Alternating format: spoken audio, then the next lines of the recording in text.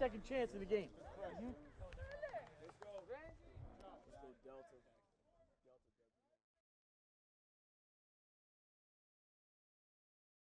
Today we're going to talk about something that kind of is a staple of our offense. We run kind of a wing tee type of base, but we also run, we kind of call it wings and things because it's not just all wing tee. And today we're going to focus on what we call our strong side run. So we're runs towards the tight end. And our goal here is to make the defense wrong every single time. First of all, we call it sweep. This is a traditional buck sweep. We do it just a little bit differently. We can obviously run it the way it's drawn in every book that you'll ever buy, but we have a lot of adjustments in the way that we can block it depending on where the defense aligns and how the defense reacts on the snap. So we'll kind of cover that. Our wingback is obviously a key to that. And then we have a play we call Wham. And Wham is a power play, again, designed to run to the tight end. And it's just a matter of like setting an attitude for our offense as far as getting downhill, more straight line blocking than the angle blocking of the buck sweep. And then we also get the advantage if we put our big on big, that's our tight end, on the defensive end. So our goal here, as you can see the slide, is that we want to make the defense wrong. No matter what they're coached to do, no matter what reaction they are to our tight ends technique, we want to make sure that we have a counter to that and that they're in the wrong position. Just a little history here. Just for the last few years, I just put a few stats up there, but we run the ball, and that's what we do. And with the wing tee and the play action type of passing, a lot of times our passing numbers aren't great, but oftentimes we get big plays out of our passes because we run it all off of our run game. But pretty successful as far as the points we score. And again, it's maybe not the most flashy or most exciting offense to run, but so for us, it's been pretty effective. So why the wing tee? I don't know, except that I got told by a long time ago, you see there on number 2, it says a no-talent offense. And my first couple of years coaching, I kind of felt like, wow, that just fit us perfectly. And plus, I was coached and ran it in high school, and I had some familiarity with it. But number 1 there, it's a system. And always better to run a system than just a grab bag of plays. And we find it's very teachable. And you don't always have to have a ton of skilled kids. Obviously, the more talent you have, the better, but it's adjustable. You may have your best runner might be your fullback. It might be your halfback. It might even be your wingback or even your quarterback. And you can adjust to that talent, which I think is always important. And again, number 4 says here, it requires the mentality that I want, and that is to be tough. And we call it man training all the time. Doing the hard things, even when you don't want to do it, even when it doesn't feel great to you. That's the kind of attitude we want to bring to our football practices and games. It starts with the offensive line. We're not big on doing 7-on-7s, at least for the offensive part of it. We do some for our defensive coverage stuff, but it's not a big staple of what we do. But communication is the key. We may call a buck sweep or we may call Wham, but as you see as I go on here, there may be 7 or 8 different ways that we can block it. And we teach our linemen to make those calls and make those adjustments. We don't want to have 7 or 8 different plays. We want to have one play, one concept that we can adjust to the defense, however they want to play. So getting into strong side runs, we have the buck sweep and we have our Wham play. Again, the goal is to make the defensive end or outside linebacker or the combination of both of them. We want to make them wrong. So there's 3 kind of movements that we anticipate and that we practice against. First of all, if you see the one on the left here, you have the defense where maybe that defensive end will squeeze a down block and squeeze that down to the inside to his defensive tackle when the tight end blocks down on the buck sweep. Okay, so that presents one situation. The next one there in the middle is where that defensive end might just sit and read and just stay home. Again, that's another situation that we have to be ready for. And the third one over there on the right side is where that defensive end is a penetrator. And again, that can cause problems if you're not prepared for it. And I'm going to show you some video here in a little bit where, we don't do everything perfectly and we get caught. But if you coach your guys well, and we always tell our wingbacks, if you're blocking down on that defensive end, and if he's a penetrator, he might beat you the first time, but he better not beat you after that, because once he's a penetrator, then you should be. We will have taught you the techniques to defeat that. So, again, putting the defensive end and outside linebacker in conflict on the strong side. We do this by a number of different plays. This is our terminology, but it's essentially kind of some wing T stuff here. So the number one, we have the fullback trap. In the fullback trap, the defensive end is untouched.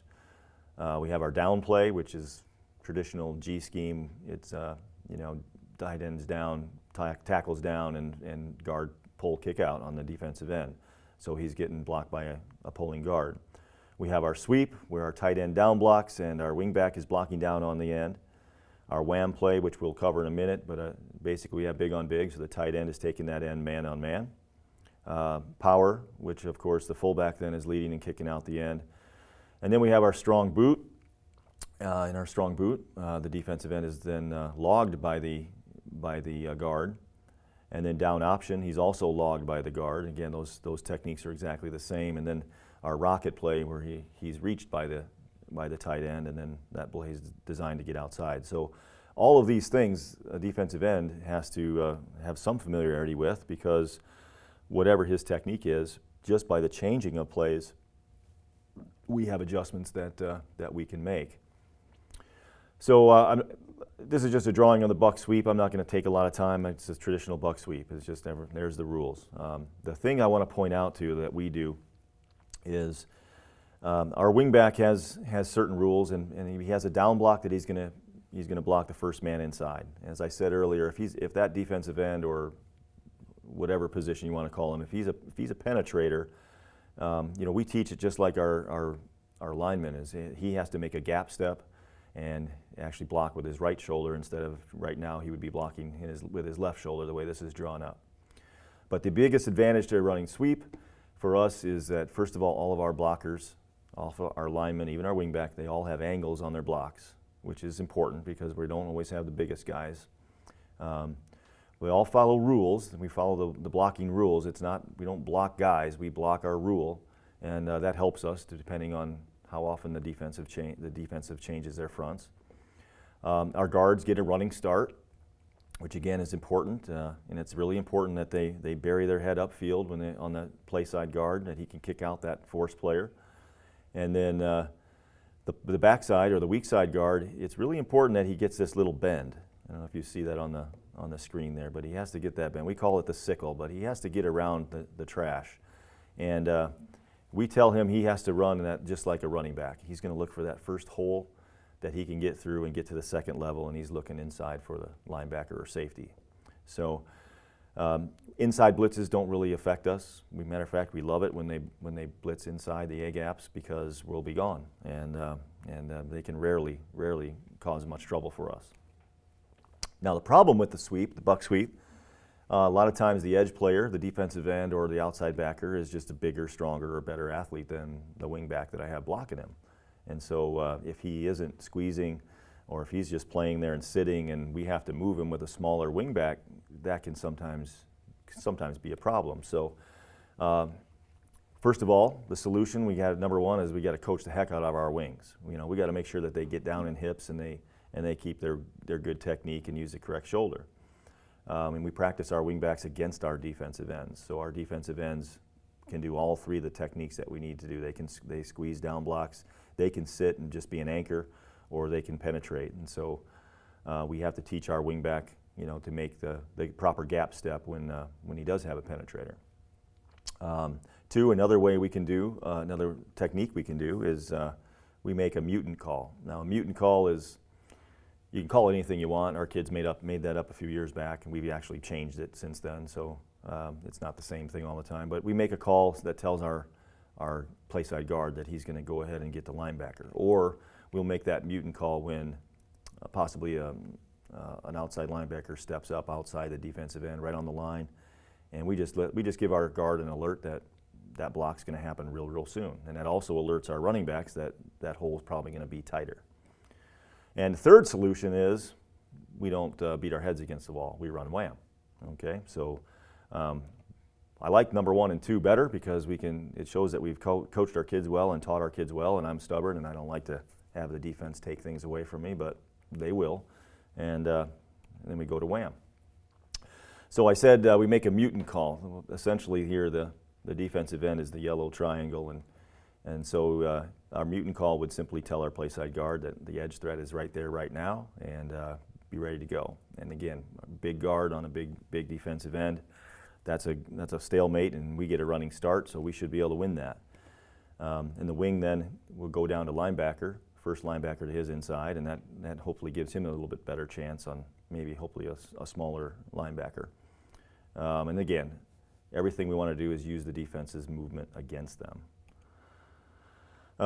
It's drawn up versus the odd front. Again, same thing. We teach our quarterbacks, you always count. And the way this is drawn up, if the nose is right directly on the center, then he counts as a half. And everything else is 5.5 to the left, 5.5 to the right. That tells our quarterback we should be running strong because we have more guys there. So we can manipulate the formation. We have a jump call where we can take our split end that's on the left and we can jump him on the right. And it does cover up our tight end, so he's not eligible, but it also gets the corner to the play side. If he's starting to hurt our strong side runs, we can widen him out and get him out of the way, and then that's sometimes better than blocking him. And then we have to determine, and this is usually we have to maybe run it once or twice, but we determine who the force player is and then what their technique is, whether they're squeeze, whether they sit, or whether they penetrate. And by the second or third time we run sweep or wham, we should have it down. And again, our linemen are constantly communicating the blocking scheme and how they want to do it. Now our wham play, again, is the attitude play that we have. Our job is to get 4 yards. And so we want our backs to get downhill. We want our linemen to get off the ball and get into the hips of the defense, and we want to outnumber them as quickly as possible. We'll put this on the clock, and we want to do this from snap to the ball getting to the line of scrimmage. In camp, we go for 1.2 seconds, and we don't want our backs cutting. We don't want them, trying to spin, fake, do anything. We get your 4 yards, and then anything after that is a plus. A couple things. You see the basic rules here for all the positions. The big thing here with wham is the quarterback can get involved as a blocker.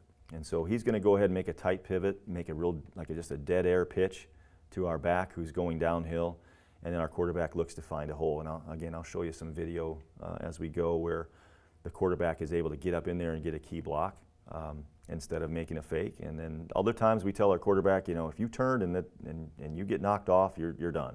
We don't want you running up in there and getting the piles and getting stepped on and getting smashed by a bigger defender. So, but it's nice when he can get through there.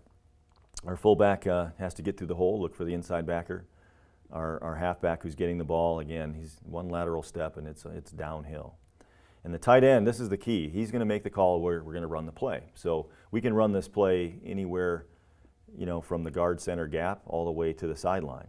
And the tight end determines that because the tight end is responsible for the defensive end.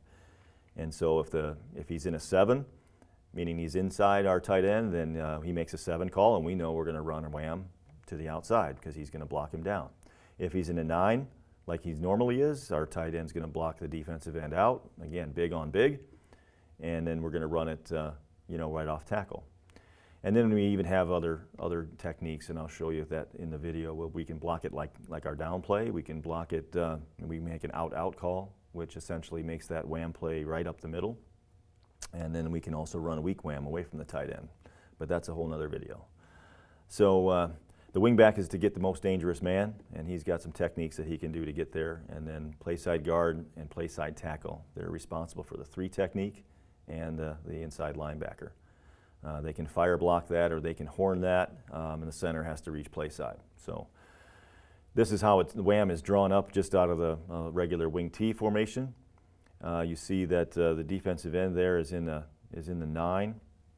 So this is kind of traditionally how we would do this. Notice the wingback is cutting up inside of that tight end block, and he's trying to get an angle on the outside linebacker or safety, whatever. This is a horn block by the guard and tackle. Again, we want angles. So if they fire it, meaning they would have a good angle, they just go straight out at them. But oftentimes it turns into this. And that horn block really needs to be practiced. And then the quarterback, again, we try to get the pitch and get through. And if you can't get through, then get out of the way and don't get hurt. So the guard tackle combinations here on the screen, you see on the left is our horn block. And again, we want that to be super, super tight. So it's a down block for the tackle. And then we want that guard to be, right off his backside. We actually, when we teach this, we actually have him grabbing cloth of that tackle, and so that's a really, really tight pull. Either way, they're responsible for the same two guys. If they get better angles, like on the right side, where we just have them, they just make a fire call, and then they would just go ahead and block the guy straight on. We don't get that very much. It's normally has to be a horn or some other technique. And those other techniques are out, which on the left here, from left to right, you see center, guard, tackle, and the guard and tackle may determine that they have angles to block out, and so our wingback has to adjust. He'll now go a little bit further inside the tackle for his block, and then we run that right just to the right of the center. So once we get that out call, we know that it's gonna hit tight, and we don't have to call it a different play. It's wham. The lineman makes an out call, and the backs know that it's going to be really tight and really up the middle.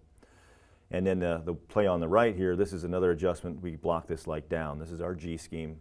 Everybody probably has this, but this is a technique that our linemen are taught, and they can call to block it this way, and that'll adjust our backs.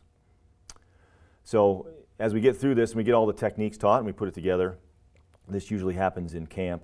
But then we'll do this probably once or twice during the season, is that we'll want to put them on the clock. And I think this is kind of unique because everything we do, we want it to hit fast.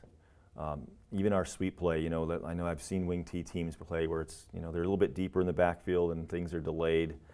But we want everything to kind of hit quickly.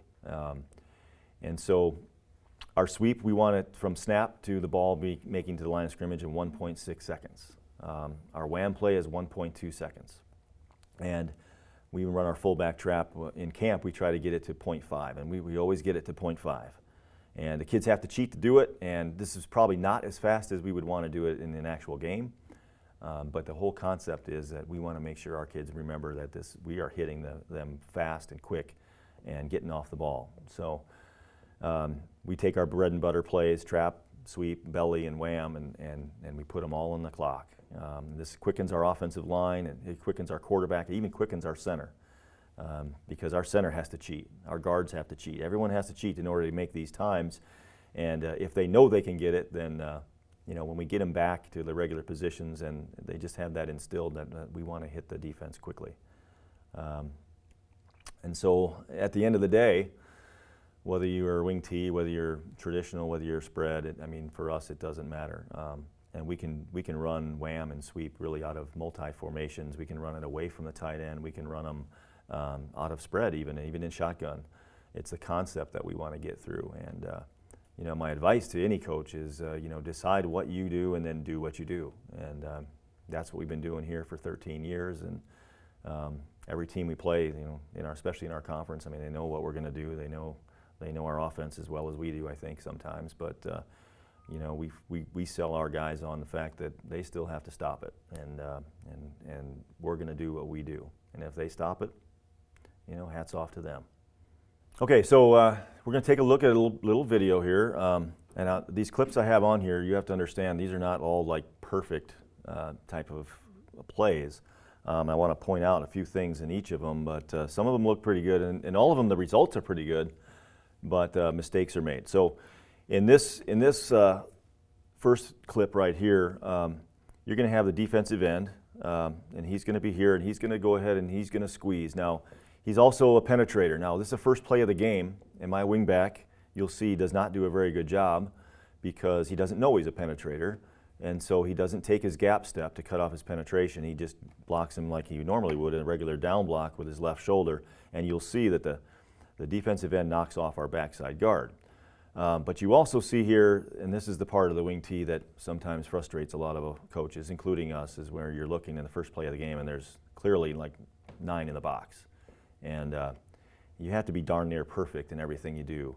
And you'll see that towards the end of this, the safety comes up and he comes up clean and just misses the tackle. Otherwise, this play is doomed. So here we go through.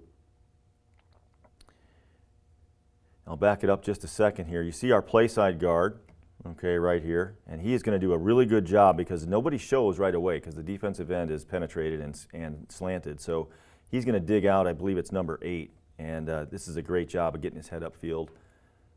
And right there, okay. Not a tremendous block by any means, but his angle was perfect. And now you see here the wingback, what we talked about. He doesn't get the gap step because he doesn't know yet. And we forgive him for that on the first sweep of the game. And 55, the defender there, knocks off 52. That's my backside guard. So, again, the result is good, but first sweep of the game is oftentimes not always good. Luckily, 29 could run a little bit. Okay, so again, these first few are all against the 50 front. So here's a unique situation here. So notice no edge player out here. So this technique of the defense here, they were trying to bottle us up. And we really don't run sweep out here. We just don't do it. It happens every once in a while, but we really are an off-tackle team. So I understand the defense here, but our wingback does a really nice job of staying engaged. He doesn't make a great block as far as his technique, but he does run his feet and he stays engaged.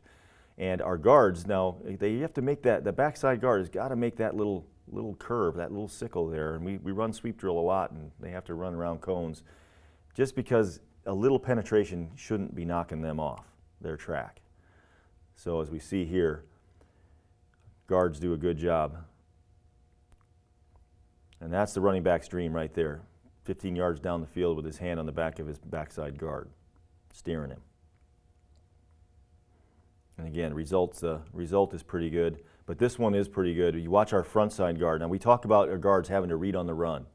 So our front side, play side guard, number 50 here, he's always looking to kick out that first man that shows. Well, nobody shows, and you can watch his adjustment here where he just turns up the field and finds the first man and actually logs him inside. So this is, again, our play side guard is number 50.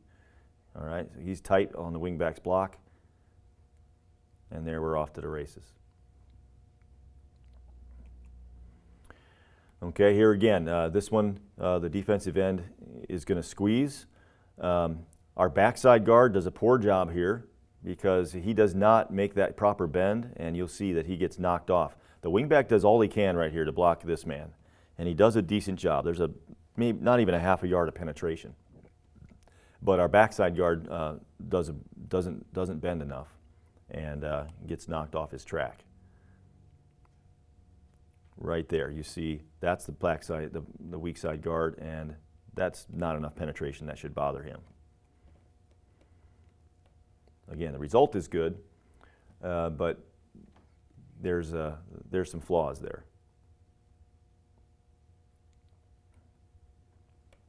And there you go. Okay.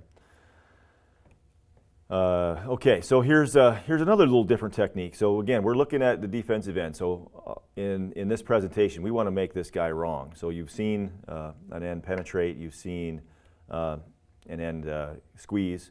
Now we have this guy, and his technique is more complex because he's going to squeeze the down block of the tight end, but then when he feels the pressure of the wingback, he's going to spin. And this is a real good technique to use. And our wingback wasn't quite prepared for this, but he stays engaged long enough that he actually gets the job done. And then our guards are outstanding on this play. You talk about getting fast and being physical, that you're going to see that here. So there's the wingback on the spin. And of course, we get in open space, and then there's a natural cutback.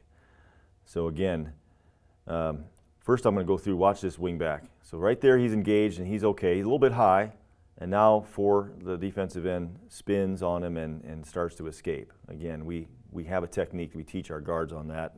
He was a little surprised by that. But watch our play side guard here on the force player. That's the physical block that we want to build on. And again, that gives our guards an advantage because even if that player is a little bigger, we get a running start. Okay, so here's another one.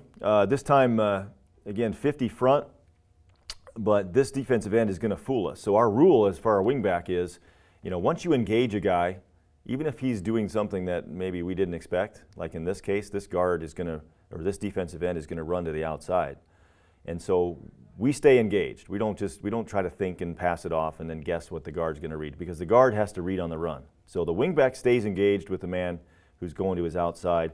Our play side guard here, he's the one that really makes a mistake because he doesn't read on the run. He doesn't read that the wingback is already blocking the man he would normally be responsible for. So he just runs out there and runs after a guy already being blocked. And you'll see 51 should have already read that block and been up the field. Okay? And that man right there should have made the tackle. And again, the results are good, but it isn't always a thing of beauty. So again, our wingback got fooled because that defender was sprinting to his outside shoulder. So we would normally adjust and leave him for that play side guard. Okay, so here was our adjustment to that. The same game, same play.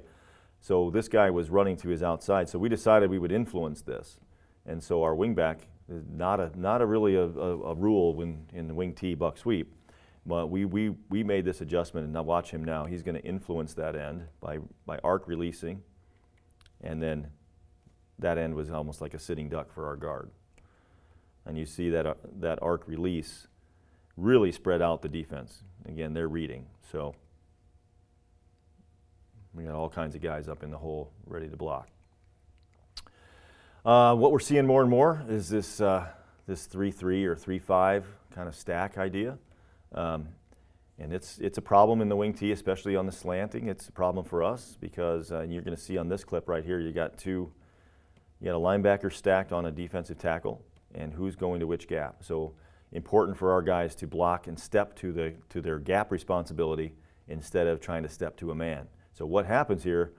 This linebacker is going to slant the A gap. He gets in behind our guards. Our guards can't even see him, and really should make the play.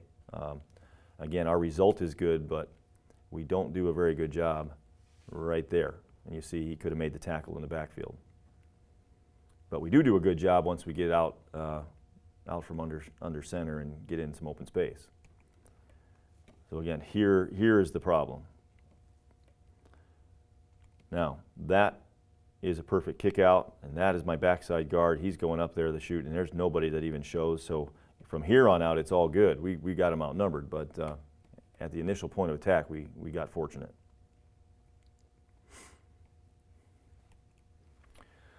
Same defense, same game. Again, this time this linebacker is going to go to the other gap, and again they're slanting. Our guys haven't quite fully adjusted. This is the second play of the game. Well, you just saw the first play, but we get just enough. And then our back runs a play. Again, that's the backside guard downfield, ready to make the touchdown block. Show it again. See, this gap right here is where we're going to run sweep. There's our kick out.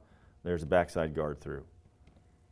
And even if the defense is able to make the tackles there, that's still a 6-7 yard gain, and that's all good for us. That keeps the chains moving. Here's another one against a 3-5 look. And again, you see our play side guard right here. The defender takes him on, and we don't do a great job of burying our head upfield, but 76 here, he does engage, and then he really does a great job of running his feet. And you can see it here. He just runs him off and finishes him. That's pretty impressive for a guard in the open field. And of course, it opens up the cutback. One more time here. Watch our guards. Good job getting the bend, getting up the hole and by 50 there and getting his touchdown block. All right, so 50 now. Here's another thing. Here's the other technique. The defensive end is going to rush upfield. Now we consider him a penetrator, but he's not penetrating inside. So this is tailor-made for what we want to do because we want to kick this man out. This is where our wingback would make a mutant call.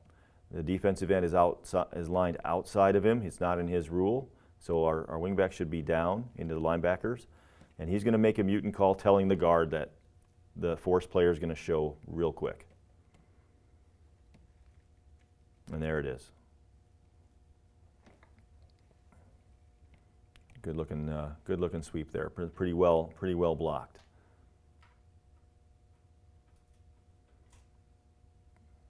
Okay. Okay, so this one's a little bit different technique. Now we get fooled a little bit here because my wing back here and my tight end. My tight end is trying to block down, and the defensive end actually engages him. Kind of, we call it a mug technique, where he's mugging him. So since he gets engaged, he's going to go ahead and stay on that block, and our wing back has to then make an adjustment. Now, ideally, our tight end is here, and our wing back comes down here, and our guards get on the outside. But that doesn't happen here because of them engaging my tight end. So you kind of see the adjustment here. Notice both guards get out there, and that's always a good thing. I love watching that from the sidelines when I look up and both guards are turning the corner. I know we're going to have a good football play. And you see that tight end getting engaged. So here's going to be a few just against an even front. And so here's that defensive end rushing upfield. Doesn't change anything for us. That's an easy kick out.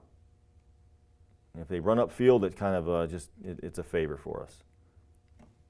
So much more difficult when that end squeezes.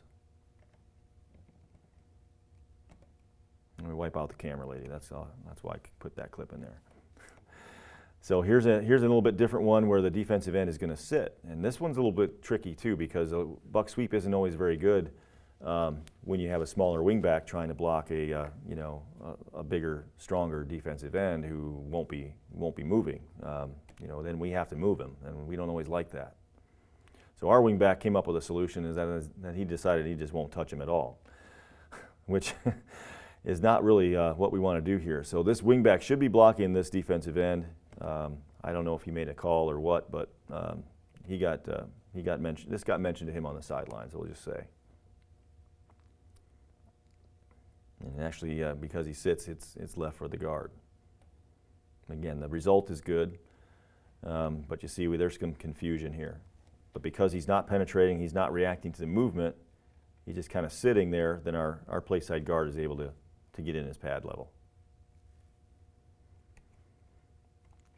And here's against a 60-man front, 6 front.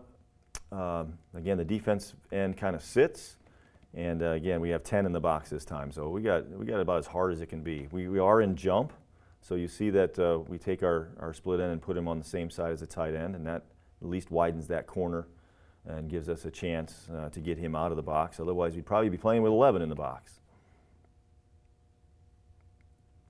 And there you see a good vertical cut by the running back. And you notice the play side guard here, 51. Again, this defensive end is just kind of sitting and reading. He's not really reacting or moving. And you watch the angle that our guard takes once he realizes that he can get a full head of steam and he has to bury his head upfield. This is pretty well done by 51 right here. Boom. Right shoulder block and then run your feet and bury him. Again, sweep versus a 60 front. Again, this defensive end was causing us a problem. And he sits and engages the wingback and kind of disrupts what we want to do. And see, that's a stalemate right there. Luckily, we got a little chip by the guard. But again, you're looking at that sweep, and that's against a really solid defense and about 8 yards, and that's a great football play for us. And normally, as we go through, we're going to get better as the game goes on, blocking, because we'll get used to how the defense wants to play. So here's a little bit different technique. This time, the defensive end is going to take on the puller, but he's going to wrong arm it.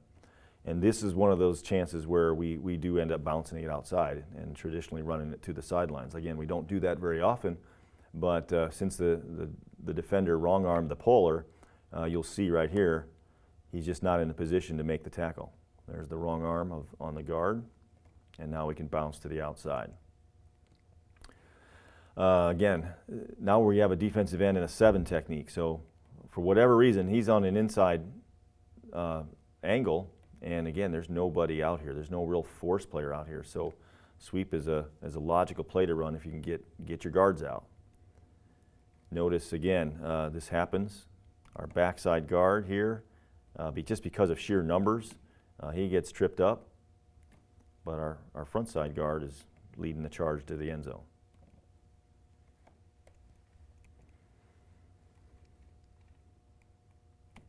Here's against another 60-man front. Again, we bounce.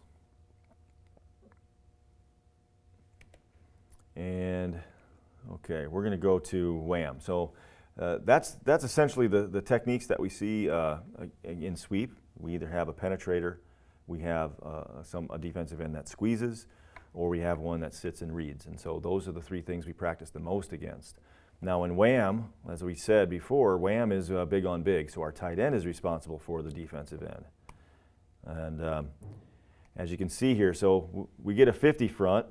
What you're going to see here is the guard tackle. We're going to run a horn, so again, they're responsible for these two defenders, and they call a horn block, so that's fine. We let them do that, okay? That's their call. This wingback should be getting right up inside and trying to get to that linebacker. Quarterback's going to make that dead pitch and try to get to the hole, and the fullback's leading the way. So we want to outnumber them as quickly as we can in the hole. And here you go. You see the quarterback gets knocked off, but we get a lot of downhill and about an 8-yard run pretty much straight ahead. And that's a great football play for us.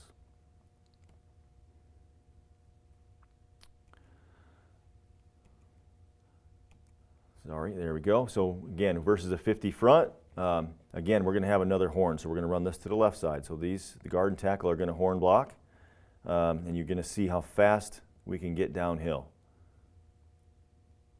And that's just a whole bunch of guys running up through what we would call our 3-hole, and that's what we want. It's an attitude play. We want to make this guy wrong. Okay, so if he's outside, we're going to block him outside and then run inside. If he slants inside, we're going to block him in and we're going to run out. Okay, and that's the beauty of Wham. We can just call it and block it and run it where they're not. I want to go back to that. You'll want to see our quarterback this time. You'll see our quarterback does get through.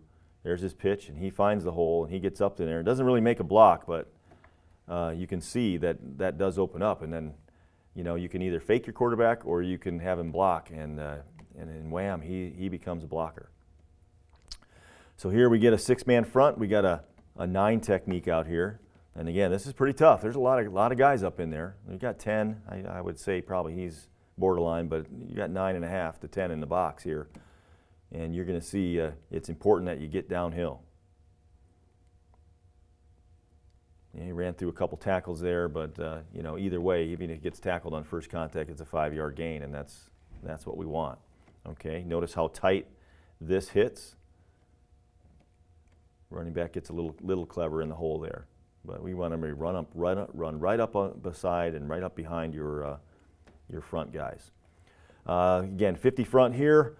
The defense is in a 9, so we should be running that ball right in here. Okay, now the difference is we called this because there was this gap and this opening out here. And I look at the chains and it's 4th and 1. And so you'll see that my quarterback and fullback are running to where the play was called, but my running back was a little skittish. He just wanted to make sure he got the first down. So he kind of makes a cut here. And you see this is called, these two guys are looking to run out where there's grass, and our running back says, I don't want to get yelled at by Coach Dodd for not getting the first down. So he went ahead and made a good vertical cut, and we're fine with that. Still ends up with, with 4 or 5 yards. So this time is a little bit, we have angles here. You notice we've got, looks like that man might be lined up in a 2. And then we have the linebacker here. So they fire call this. And again, same play, but they fire it. So they're going to go straight ahead into their man. They have angles. And doesn't mean one is better than the other. It's just another, whatever is easiest for them is what we want them to call and what we want them to do. Again, about a 10-yard gain there. Okay. Now, this is a little bit different. Now, I wanted to show this to you because even though we're talking about strong side runs, we split our formation here, so our tight end is over here, and our wingback is over here, and we really don't have a strong side necessarily, but since we've been so tight end heavy, that you'll see that the defense is kind of overreacted over here. So we're going to go ahead and just run wham to the wingback side. And so our guard tackle here, they're just going to block this like they would any regular lead play, and they cross block it, and we're going to run right up in there. So, and you see that we can outnumber them because we have the running back and the quarterback as blockers. So that's a good thing. Another adjustment we have made is we add a word bounce to it. So we have teams that really overreact to that first pitch. And when we do, we can call wham, and we tag on the word bounce. And when we run wham bounce, it's going to tell our running back that we're going to run wham right at where it's called, and then the guys are going to kind of log him up. Now you'll see the running back doesn't do a great job here. He catches the pitch. He's getting too wide too fast, but it opens up a really sharp vertical cut for him. So this was called wham bounce, and he ends up running it to where we would normally want to run wham. And you see right there. And you see number 7, the quarterback, is up in there. And so we had some success bouncing the wham earlier in the game, and this time the defense overreacts, and the running back makes that vertical cut and all the way to the house. Okay, so this is the first play of the game, and our quarterback audibles to this. So you see our running back switching sides. And I want to show you this because the running back does this wrong. And you see that the defensive end on the side, we're going to run wham over here. Okay, we don't have our wing back because we're in a twin set, but we still have our tight end, so we're going to still run to our big guy. And he's in a 7. So we should be blocking this all down, and that ball should be run really to the outside. And you're going to kind of see everyone does it right except our running back with the ball. And he cuts it in pretty sharp. And I want to go back and you watch our quarterback here. He's the one that called the audible, so it better be a decent play. And you see number 1, who's about 5'6", 135 pounds. You watch him get up here and get a key block on the linebacker or safety there on 23. And there he is. That's our fullback blocking all the way downfield for the touchdown. So again, audible. We move our back over. We have no wing back over there, so the quarterback better have known what he was doing, and he does make the right call, and we outnumber him. So here we go. We have a defensive end in a 7 front again, and so the good thing about this is the out call. Now normally when we make an out call, it means that we're going to run that wham play right next to the center, really tight.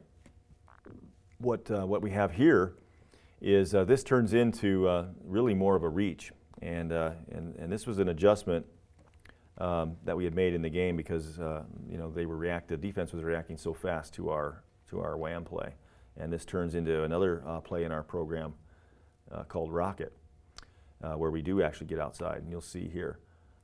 Okay, so again, you'll see that by the motion of our fullback and quarterback, this play was called to go outside. And it's still wham, but it really turns into more of a rocket play. And rocket is we actually have that play where we pitch it and we try to rip, reach, and run and get outside. So it's just an adjustment.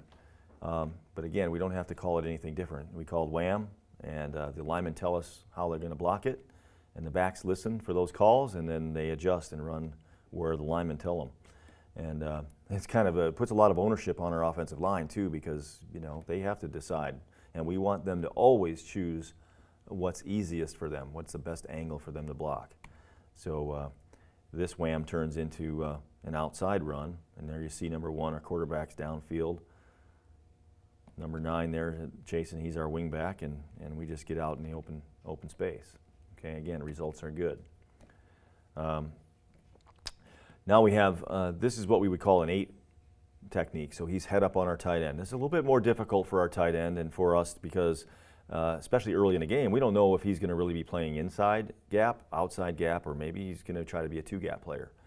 So what we have is we just call wham. If we get an 8 call from our tight end, then we're just going to run it to our regular off-tackle place, and we just tell our backs to adjust. We're gonna spy this guy right away. Our guard and tackle do horn this, so you'll see them with a short pull. There it is, and we just get right up in there. And again, that's the attitude play, and you really have to coach your running backs. You're not to dance around. You're to get your downhill, get your shoulders square, and make a positive gain. And this is one of the reasons people say, you guys go for it on fourth down a lot.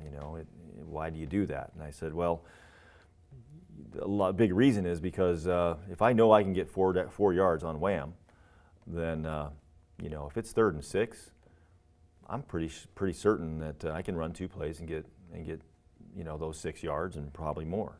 And so it's not really, to me, as much of a gamble as it is for maybe people in the stands. And you'll see right here, they have a lot of guys up in there, and we still, just by attitude and getting a hat on a hat, we got an 8-yard gain. To finish up here, I'm just going to show you a few more Whams here with an even front. Now here is something we don't see very often, is a traditional 4-4.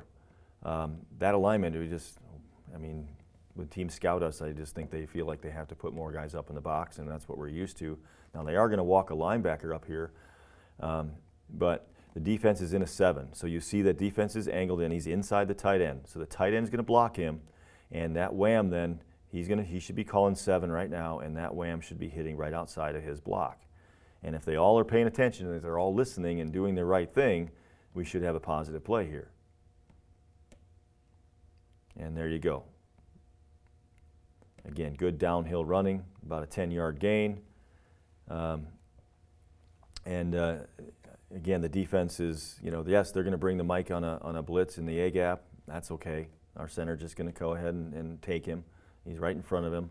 We got all the rest of this should be handled, and we know that we're running out here. So, this guy over here isn't as dangerous. Even that safety here isn't as dangerous for us because we know we're going to run it outside based on the defense's alignment.